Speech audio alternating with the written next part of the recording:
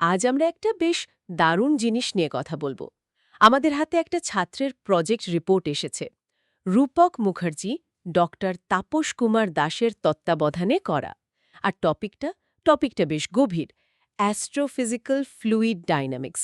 এখন নামটা শুনেই হয়তো একটু ঘাবড়ে যাওয়ার মতো লাগতে পারে, কিন্তু আসলে আমরা আজ বোঝার চেষ্টা করব একটা খুব মজার ব্যাপার। কিভাবে মানে নদীর স্রোত বা বাতাসের প্রবাহের মতো সাধারণ ফ্লুইডের নিয়মকানুন দিয়ে মহাবিশ্বের বিশাল বিশাল জিনিস, যেমন একটা জ্বলন্ত তারা বা আস্ত একটা গ্যালাক্সিকে ব্যাখ্যা করা যায়। প্রথমবার শুনলে মনে হয় এটা কিভাবে সম্ভব। ঠিক এইখানেই তো বিষয়টা আকর্ষণীয় হয়ে ওঠে। এই রিপোর্টটা আমাদের সেই যাত্রাপথেই নিয়ে যাবে।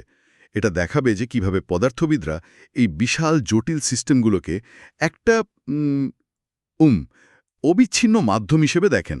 আমরা দেখব কোন মৌলিক নিয়মগুলো এদের আচরণকে নিয়ন্ত্রণ করে, আর সেই নিয়মগুলো ব্যবহার করে কিভাবে তারার ভেতরের গঠন পর্যন্ত বলে দেওয়া যায়। আচ্ছা, তাহলে চলুন শুরু থেকেই শুরু করা যাক।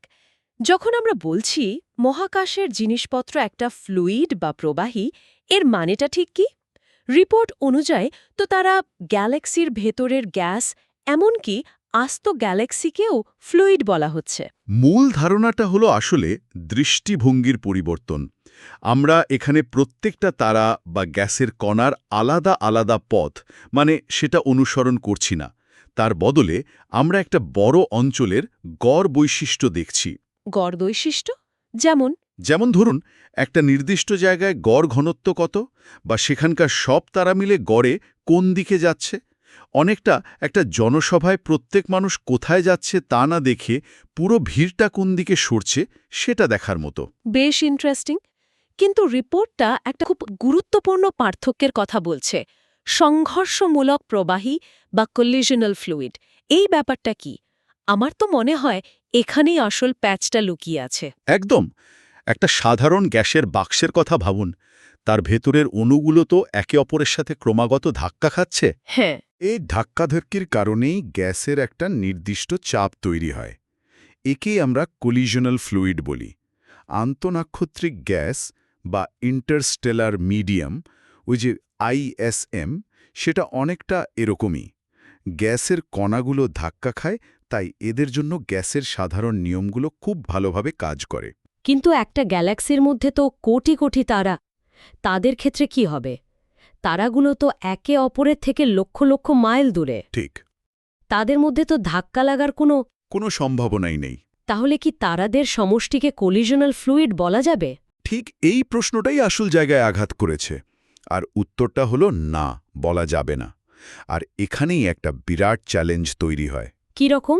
যেহেতু তারাগুলো একে অপরের সাথে ধাক্কা খায় না, তাই তাদের জন্য গ্যাসের মতো কোনো সরল ইকুয়েশন অফ স্টেট বা অবস্থা সমীকরণ লেখা যায় না।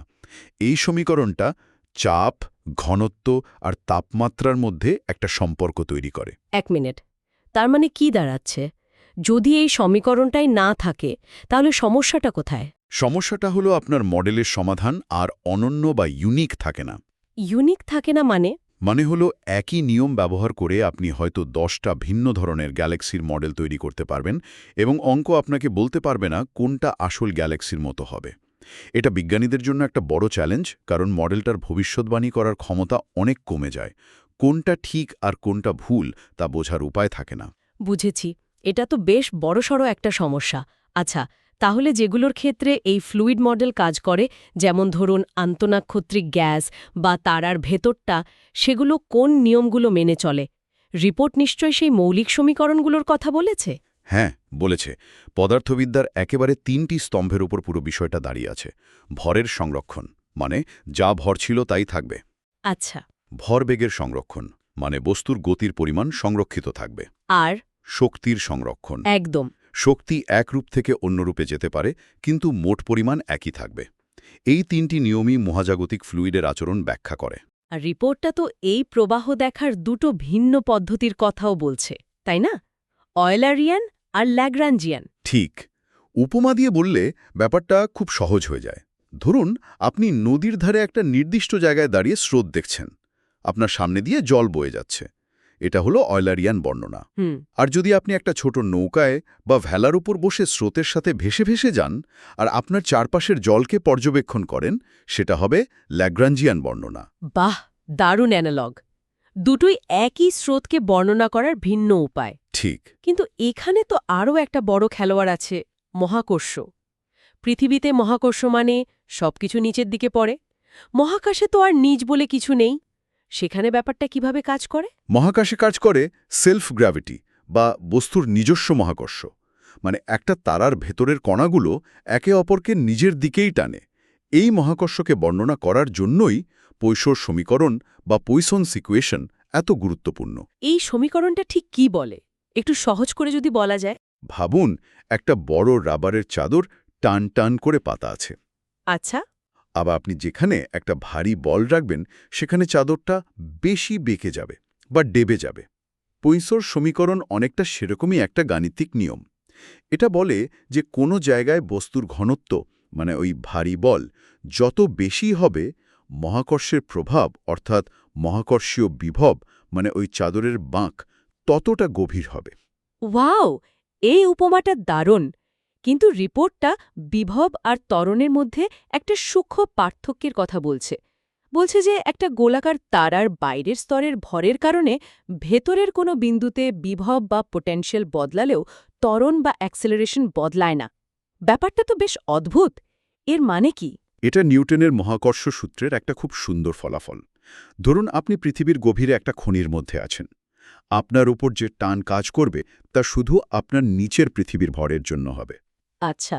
আপনার মাথার ওপর যে পৃথিবীর অংশটা আছে তার টান চারিদিক থেকে সমান হওয়ায় একে অপরকে নিষ্ক্রিয় করে দেবে। ও, রাইট। তাহলে আপনার ওপর কোনো নিটটান থাকবে না।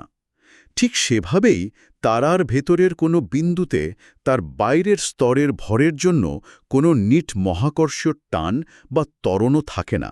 কিন্তু ওই বাইরের ভরের কারণে মহাকর্ষীয় বিভব বা পোটেনশিয়াল এনার্জি কিন্তু বদলায়। তার মানে টান একই থাকলেও শক্তির বিন্যাসটা পাল্টে যায়। একদম। আচ্ছা, তাহলে আমরা বুঝলাম মহাকর্ষ আর গ্যাসের চাপ কিভাবে একটা তারাকে স্থিতিশীল রাখে। কিন্তু তারার ভেতরটা তো আর শান্ত বা ঠান্ডা নয়। সেখানে তো পারমাণবিক চুল্লির মতো প্রচণ্ড শক্তি তৈরি হচ্ছে। সেই শক্তি কিভাবে তারার কেন্দ্র থেকে বাইরের দিকে বেরিয়ে আসে? রিপোর্টটা নিশ্চয়ই এই শক্তির যাত্রাপথ নিয়েও কথা বলেছে। অবশ্যই।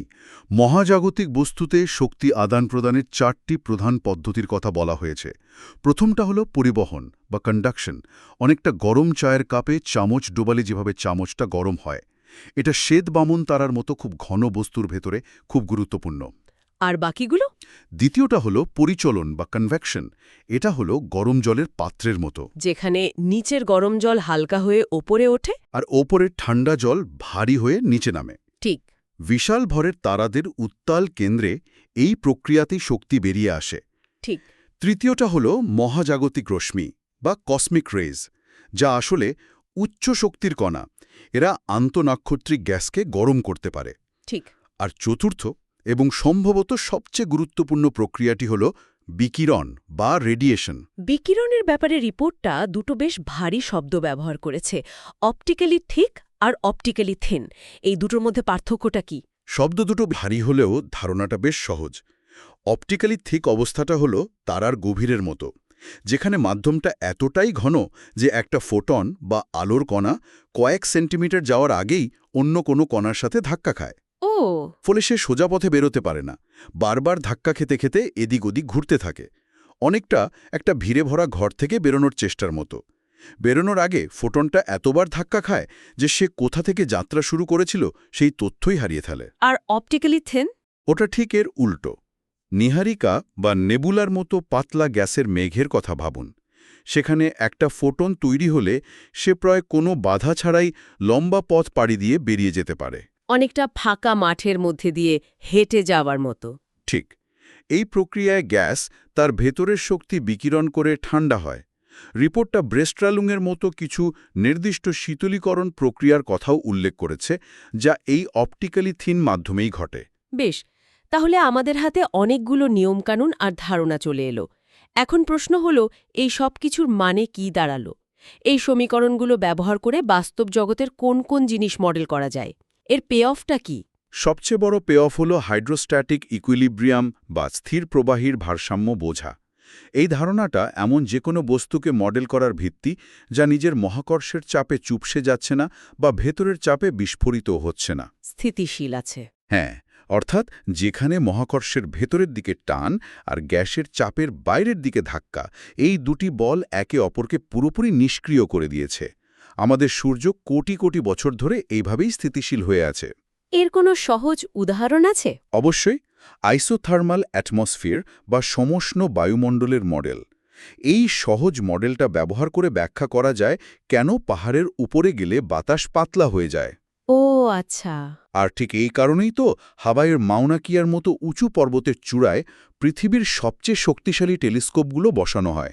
আপনি যদি কখনো সেখানকার ছবি দেখে থাকেন, দেখবেন রাতের আকাশ কি অসম্ভব পরিষ্কার। হ্যাঁ, দেখেছে। কারণ মাথার ওপর বাতাসের স্তরটা অনেক পাতলা, যা মহাজাগতিক আলোকে কম বিরক্ত করে। দারুণ ব্যাপার। তবে রিপোর্টের মূল আকর্ষণ মনে হচ্ছে তারাদের পলিট্রপ হিসেবে মডেল করা এবং এর থেকে পাওয়া লেন-এমডেন সমীকরণ। আমার মনে হচ্ছে এটাই এই রিপোর্টের একেবারে কেন্দ্রবিন্দু। একদম ঠিক। এটি অ্যাস্ট্রোফিজিক্সে একটা অত্যন্ত শক্তিশালী গাণিতিক টুল। পলিট্রপ হল একটা গ্যাসীয় গোলকের সরলীকৃত মডেল, আর লেন-এমডেন সমীকরণ হল সেই মডেলটার জন্য লেখা একটা নির্দেশিকা। আচ্ছা। এই সমীকরণটা বলে দেয় যে গোলকটার কেন্দ্র থেকে বাইরের দিকে গেলে তার ঘনত্ব আর চাপ কিভাবে ধাপে ধাপে বদলে যাবে। রিপোর্টে তো কিংবদন্তি বিজ্ঞানী চন্দ্রশেখরের কাজের কথাও বলা হয়েছে। তিনি কিভাবে এটাকে ব্যবহার করেছিলেন? চন্দ্রশেখর এবং তার আগের বিজ্ঞানীরা দেখিয়েছিলেন যে পলিট্রপিক সূচক বা এন নামে একটা প্যারামিটারের মান বদলানোর সাথে সাথে তারার গঠন কিভাবে পুরোপুরি বদলে যায়। যেমন n=0 হলে মডেলটা বলে তারাটার ঘনত্ব সব জায়গায় সমান, যা বাস্তবে সম্ভব নয়। n=1 হলে একটা সুন্দর গাণিতিক সমাধান পাওয়া যায়, আর সবচেয়ে অদ্ভুত ফল পাওয়া যায় n=5 এর জন্য। কি রকম? মডেলটা বলে যে তারাটা তাত্ত্বিকভাবে অসীম পর্যন্ত বিস্তৃত। এটা আমাদের দেখায় যে সব গাণিতিক সমাধানের বাস্তব অস্তিত্ব থাকে না। কিন্তু এই মডেলগুলো তো সবই নিখুঁত গোলকের জন্য। মহাবিশ্বের বেশিরভাগ জিনিসই তো নিখুঁত গোলক নয়। যেমন ধরুন আমাদের গ্যালাক্সির সর্পিল বাহুগুলো, সেগুলো তো লম্বা চোঙের মতো। চমৎকার প্রশ্ন। আর এখানেই অস্ট্রাইকার নামে একজন বিজ্ঞানীর কাজটা খুব গুরুত্বপূর্ণ হয়ে ওঠে। তিনি ঠিক এটাই ভেবেছিলেন। তিনি ল্যান্ডেমডেন সমীকরণকে গোলকের বদলে অসীম লম্বা সিলিন্ডার বা চোঙের জন্য সমাধান করেন। কেন? আর এটা তিনি করেছিলেন গ্যালাক্সির সর্পিল বাহুগুলোকে মডেল করার জন্য। দাঁড়ান, তার মানে আপনি বলছেন একটা আস্ত সর্পিল বাহু যার মধ্যে কোটি কোটি তারা আর গ্যাস আছে, সেটাকে একটা সাধারণ গ্যাসের চোঙ হিসাবে মডেল করা হচ্ছে? এটা কি একটু বেশি সরলীকরণ নয়? মনে তো হতেই পারে, কিন্তু এখানেই পদার্থবিদ্যার সৌন্দর্য। অস্ট্রাইকারের মডেল থেকে একটা অবিশ্বাস্য রকমের গুরুত্বপূর্ণ অন্তর্দৃষ্টি পাওয়া যায়।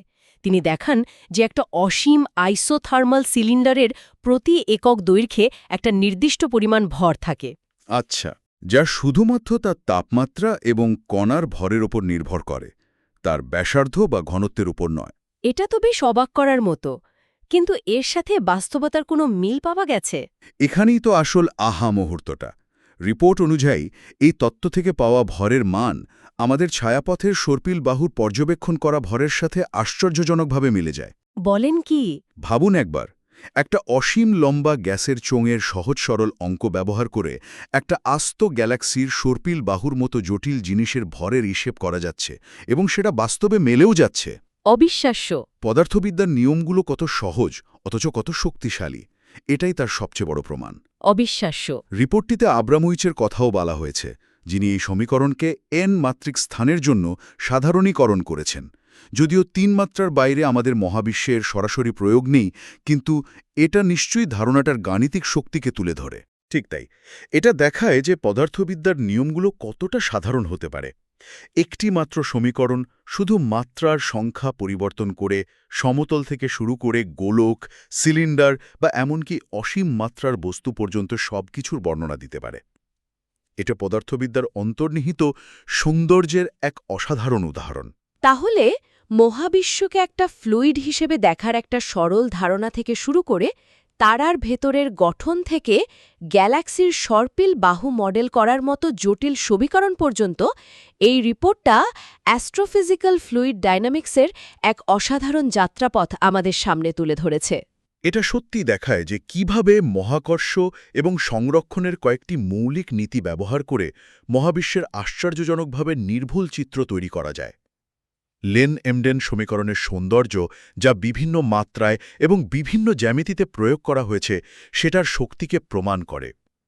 এটা সরলতার মধ্যেকার শক্তির এক চমৎকার উদাহরণ। তাহলে আজকের আলোচনা শেষে শ্রোতাদের জন্য একটা ভাবনা রেখে যাওয়া যাক। আমরা আলোচনার শুরুতেই শুনেছিলাম যে একটা আস্ত গ্যালাক্সির তারার ক্ষেত্রে প্রচলিত ফ্লুইড সমীকরণগুলো ঠিকমতো প্রয়োগ করা যায় না, কারণ সেগুলো সংঘর্ষমূলক বা কলিশনাল নয়। এটা একটা বিশাল প্রশ্ন তুলে দেয়। একটা গ্যালাক্সির মতো বিশাল, জটিল এবং অপ্রবাহী সিস্টেমের দীর্ঘমেয়াদী বিবর্তনকে সঠিকভাবে মডেল করার জন্য কী ধরনের নতুন পদার্থবিদ্যা বা গাণিতিক কাঠামোর প্রয়োজন হতে পারে? উত্তরটা হয়তো ভবিষ্যতের গবেষণার মধ্যেই লুকিয়ে আছে।